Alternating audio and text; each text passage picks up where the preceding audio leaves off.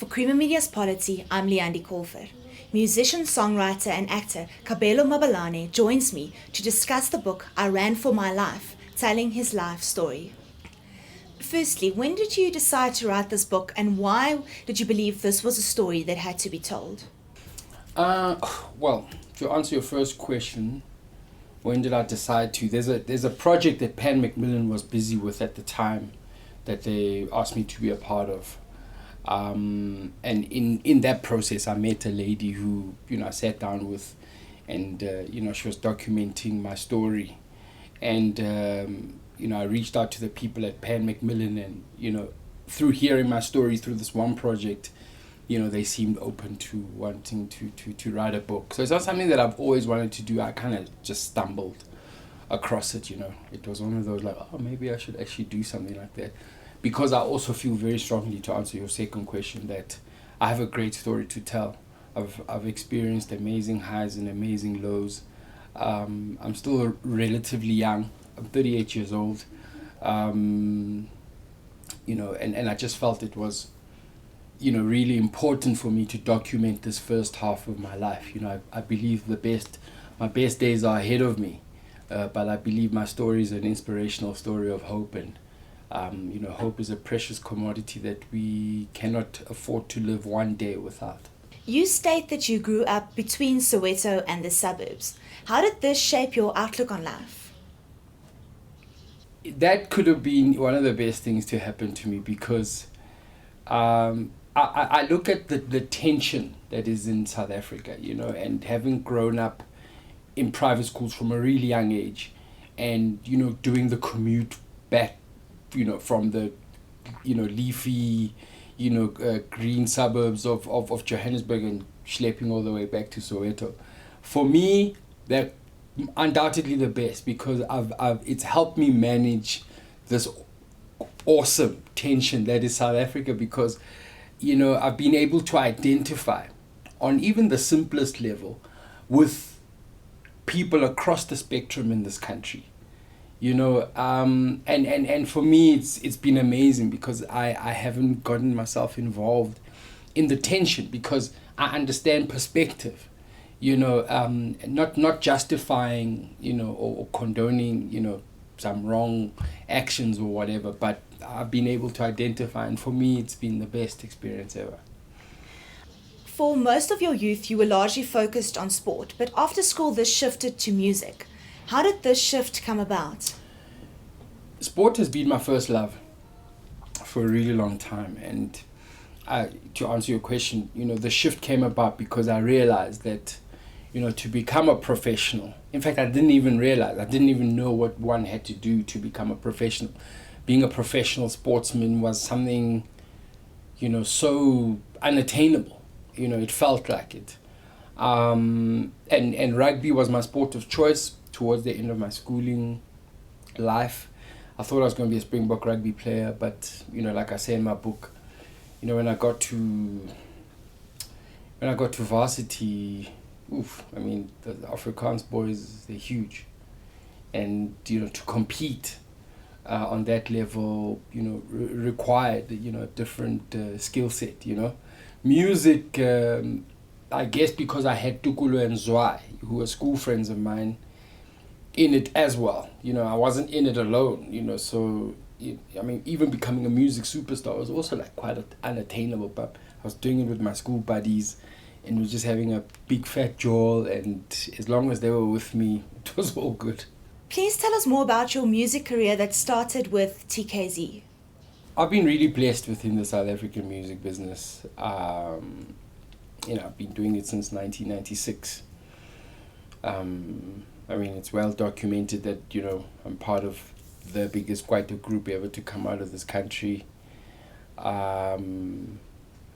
We've sold, cumulatively between myself and TKZ, sold well over 1 million records over the past 20 years. We played a really important part. I really believe, through TKZ and myself, we played a really important part in, showcasing, what success looks like, in the music business, to a young audience that I really believe has taken, a leaf, from our book. You see the kind of young up and coming stars right now, all inspired by, TKZ, and I think we were, the guinea pigs of the music business. And how did this lead to you eventually starting your own music production company? I think growth is inevitable in whatever stage, you're single, you meet a girl, you get married, you have kids, they grow up, you become a grandfather, it's like, I think it's a natural progression of things. So, going from, performing artist to a record label owner, it's a natural progression. You learn, more about the business, so you want to apply this knowledge. And that's all that happened. But I soon realized that, being an artist and running a record label is a different kettle of fish. Your drug use is featured quite a lot in the book. What caused you to go down this road? Sure, drug use, I guess, started with just having too much time on my hands. After just not cutting it, at tertiary level, hanging around Deep Kloof with friends of mine, and, when you're idle and you don't have much to do, you kind of get caught up in a whole lot of nonsense, so I mean, it went progressively from marijuana all the way to LSD and cocaine over the years, obviously dependent on, what I could afford at the time. So it started, like I said, from just being idle, and it soon became, something that, that masked my insecurities as a young man, trying to, navigate his way through, the music business, because your gift can take you to so many places, but if your character is not fully developed, you'll need all sorts of things to, help you out, and drugs, all drugs were such. When did you decide that it was time to go into rehab, and how did your time there change your outlook on life? The reason I decided to clean up was because, when I look at how my life was kind of panning out at that time, I getting arrested and, being involved in fights every weekend and in the media for the wrong reasons. I was still selling, records by the truckloads, so my career was still intact. And I realized that, this is not what I signed up for, all I wanted to do was perform music and write music and entertain, and living, life under such scrutiny at the time wasn't what I signed up for. And I just got sick and tired of being sick and tired, I just thought, what, this is not what I signed up for, this is not how I'm going out, In one of the chapters of the book, you mentioned that life is about creative persistence. This is quite an interesting term. What does it mean? I actually got it from a book by Stephen K. Scott, who wrote the book, The Richest Man Who Ever Lived. He talks about King Solomon in the Old Testament. He's supposedly, the richest man who ever lived. And he has, it's because he was a wise man. And he talks about this creative persistence. I love it so much because the word creative obviously encompasses anything that's got to do with creativity, and persistence is that never giving up. So creative persistence means try something this way. If it doesn't work, try it this way. If it doesn't work, come at it another way. But never ever stop creating and coming up with different ways of, attacking a situation, and be persistent whilst doing it. And that's just been the story of my life. I fell here, come try here, and you just always kind of coming at it from, different angles. It makes it exciting, I think. What role did God and the church play in turning you into the person you are today? Massive role. In fact, the most important role. I believe we are spiritual beings having a physical experience, not physical beings having a spiritual experience. And based on that, the spirit, should be fed more. I believe we're three-part beings. We have a spirit, a body, and a soul. And we always feed our bodies every day. We eat. We feed our souls through education, reading, and stuff. But the spirit is always neglected. And it's when I got the revelation that the spirit is a very, very important part of one, achieving kind of, wellness on all platforms. That's when I made the turnaround. So to answer your question, God, I am because God is, simply put. The title of the book is I Ran for My Life. What caused you to start running, and how did this influence your life? I've always been very active. I mean, my book, played tennis. I'm a very active, individual. And a friend of mine teases me, says I should have been given Ritalin from a really young age. Maybe I would have been more calmer, but I wouldn't have had it any other way. So getting back to running, and what that person was always there. So, things like the Comrades Marathon that I've run 8 times, is something that, I used to be interested in when I was a young boy growing up, My gran and I were big Bruce Fordyce fans. We used to watch the Comrades Marathon year in and year out. So I think in my subconscious, it was always there that this is something that I've got to do. So, as destiny would have it, later on in life, I got to meet the kind of people who are organizing the Comrades Marathon, involved there. And I started running, but also because, I was very overweight. I think I was about 20 kilos overweight, and I needed to do something. I was clean from drugs. I needed to sort out, my body as well. And that's when I got involved in running. And then you describe your first Comrades experience in quite some detail in the book. Tell us a little bit more about this. My first one was the best one ever because, I obviously went on a big PR drive. I was overweight. When I told everybody about it, everybody thought this guy's mad. He's not going to do it.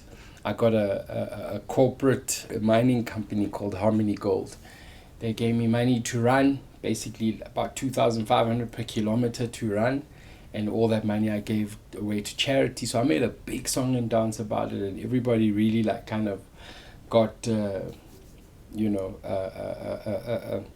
was caught up into this thing, and because it got around the country, when I got to the start of the Comrades, along the route, the whole way, people had signs, people, every time they'd see me, they'd just, lose their minds, just because it was surreal, you look, a Kwaito musician running Comrades Marathon was like two different worlds, and just the support I had along the way. And the best part is, I talk about it in the book, is the finish, when I had a big hit at the time. When I ran into the stadium, they played the song, and the whole stadium erupted. It was as if I literally won the Comrades Marathon.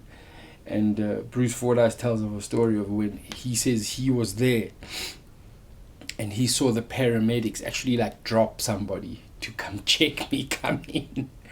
It's a funny story. I hope the guy they dropped on the paramedics table is fine. But it will always have a special place in my heart. I finished it in the original Comrades finishing time under 11 hours, so that was also very important to me. I guess, you always see that clock on TV. I always used to see it on TV, and here this clock was right in front of my face, And I guess I've, subscribed to the notion that every single South African should run Comrades at least once in their lives. I really, really believe that. And then you've also included some running programs and advice in the back of the book. What was the reason for this? Because I've made this awesome, physical transformation, and I've managed to get,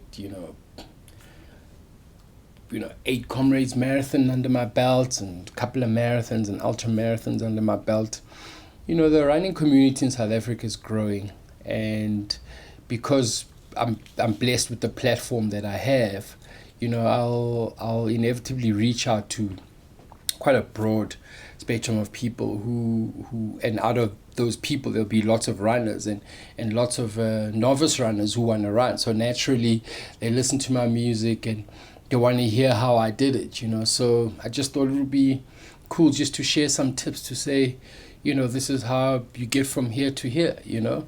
And many people have come up to me. I mean, I was at a book signing session yesterday at our church, and it was amazing the number of people who'd come up to me and say, I ran because you ran.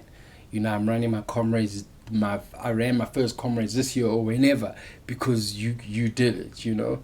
I mean, the late Vuyo Mbuli has said to me, you know, he ran Comrades because he saw me run it. So, yeah, I guess it was important for me to share those tips, you know.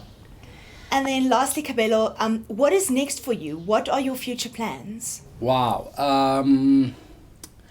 What is next? I'm busy promoting the book, obviously. I want to write more books. I've started a new acting gig on Mzansi Magic on a telenovela called The Road, which is a story based in the 1950s, and I'm the main gangster there in the 1950s. So I want to pursue a career in film as well, and I'm busy with developing a business in the health and wellness space. So yeah, the future looks bright, and I believe my best days are ahead of me.